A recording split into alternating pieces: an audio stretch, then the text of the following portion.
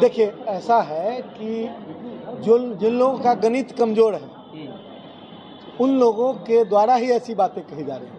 नमस्कार, आप देख रहे हैं न्यूज पॉइंट नेशन में आपके साथ अभिजीत सिंह। जाति आधारित जनगणना का रिपोर्ट सार्वजनिक कर दिया गया है, लेकिन इसको लेकर राजनीतिक है जो एक तरफ हो रही है, जहां कई जो नेता हैं आरोप लगा रहे हैं कि आंकड़े हैं जो सही नहीं है।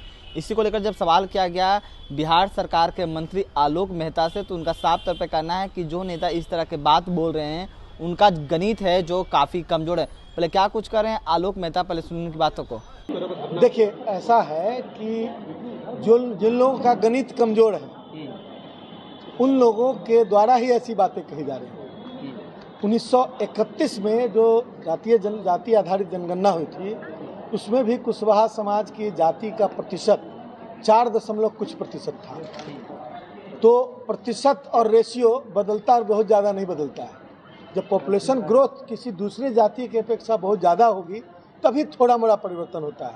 और आज भी 4.21% बताया गया है, जिसमें दांगी जाति भी पहले शामिल थी। तो मैं समझता हूं कि 1931 के उस जाति आधारित जनगणना को ऑथेंटिकेट करता है।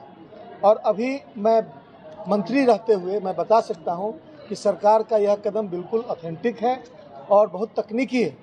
इसलिए तकनीकी रूप से पुख्ता होने की वजह से कहीं शक शुबहा की गुंजाइश नहीं है। अब जिन लोगों को जिस तरह से राजनीतिक गोटी सेकनी है, मैं समझता हूं कि कल को रेशियो और प्रतिशत बदलता नहीं है, इस बात की जानकारी आम जनता को नहीं है थोड़े। इसलिए इनकी बातों को लोग नजरअंदाज कर देंगे। आपके दल के नेता देखिए, हमारे दल में डेमोक्रेसी है। हो सकता है कुछ लोग अपने ओपिनियन दे रहे हों और उसमें भी कोई बात हो तो पार्टी फोरम पर महागठबंधन की पब्लिक में उस पर बात नहीं की जा सकती। कई महागठबंधन के नेता सवाल खड़ा करे, जदयू के नेता ने सवाल किया, कांग्रेस के नेता ने सवाल खड़ा किया, आपके नेता ने सवाल किया, सबका गणित कह रहे कमजोर है। नहीं, मैं कह रहा हूँ कि कोई भी व्यक्ति जिसको ये लगता है कि उनके ऐसा बोल देने से उनकी जाति के लोग उनके साथ हो जाएंगे और उसका नेता बन जाएगा, इसलिए इस तरह की बात कोई उठा रहा है।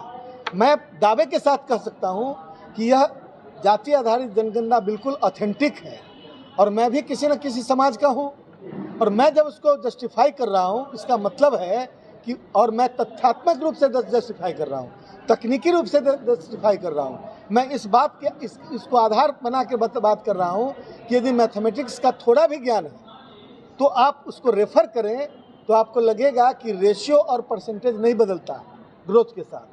अब 20 साल बाद कोई कुशवाहा या किसी भी जाति का प्रतिशत जो है वो दुगना तीव्र नहीं होता है, वो उतना ही रहेगा।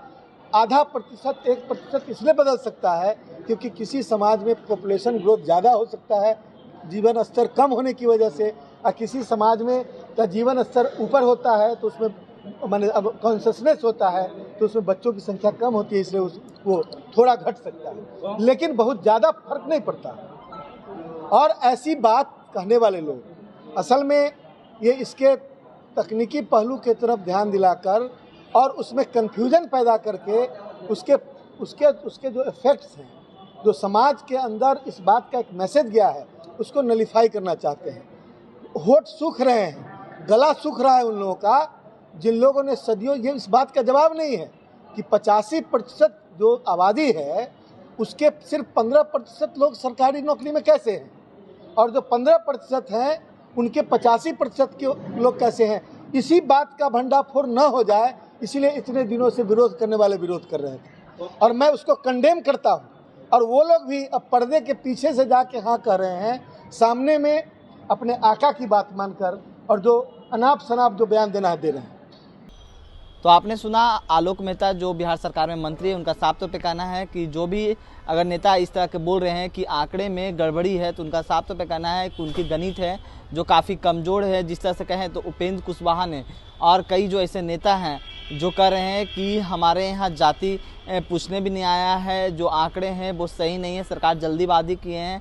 तो इस पर साफ तौर पर आलोक मेहता ने कह दिया है कि उनके जो गणित है वो कमज़ोर है। इस तमाम खबरों को बने रहे न्यूज़ पॉइंट के साथ। नमस्कार।